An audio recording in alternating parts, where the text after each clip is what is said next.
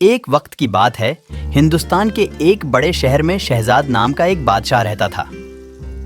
شہزاد اپنی ریاست میں بہت ہی انصاف پسند اور مہربان تھا، لیکن اس کے دل میں ایک خواہش تھی۔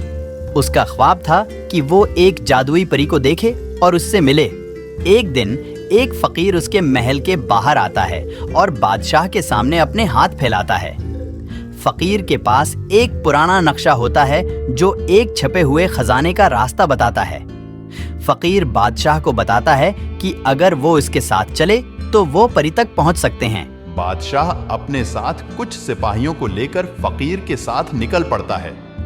ان کا پہلا پڑاؤ ایک گھنے جنگل میں ہوتا ہے جہاں انہیں جادوئی جانوروں کا سامنا کرنا پڑتا ہے۔ فقیر اپنے منتروں اور بادشاہ اپنی تلوار سے ان جانوروں کو ہراتے ہیں اور آگے بڑھتے ہیں۔ جنگل کے بعد وہ ایک پہاڑ پر پہنچتے ہیں جہاں ایک قدیم مندر ہوتا ہے۔ مندر کے اندر ایک بڑی شطرنج کی بازی چل رہی ہوتی ہے۔ اگر وہ اس بازی کو جیت لیں تو انہیں اگلا راستہ مل جاتا ہے۔ بادشاہ اپنی عقل اور فقیر اپنی توجہ سے مل کر اس بازی کو جیت جاتے ہیں۔ مندر سے نکل کر وہ ایک راز بھری دروازے کے سامنے پہنچتے ہیں جہاں ایک پرانا جادو ہوتا ہے۔ جادو کو توڑنے کے لیے انہیں ایک مشکل پہیلی کو حل کرنا پڑتا ہے۔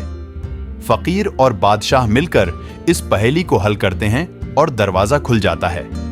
دروازے کے اس پار ایک خوبصورت پری ان کا انتظار کر رہی ہوتی۔ پری بادشاہ اور فقیر کی بہادری اور ہمت کو دیکھ کر انہیں اپنی برکت دیتی ہے۔ وہ بادشاہ کی ریاست کو جادوئی تحفہ دیتی ہے جس سے وہاں کبھی کوئی غریب نہیں رہے گا اور سب سکون و خوشی سے رہیں گے۔ فقیر کو بھی اپنی تپسیا کا پھل ملتا ہے اور وہ اس جگہ کے عظیم گروہ میں شامل ہو جاتا ہے۔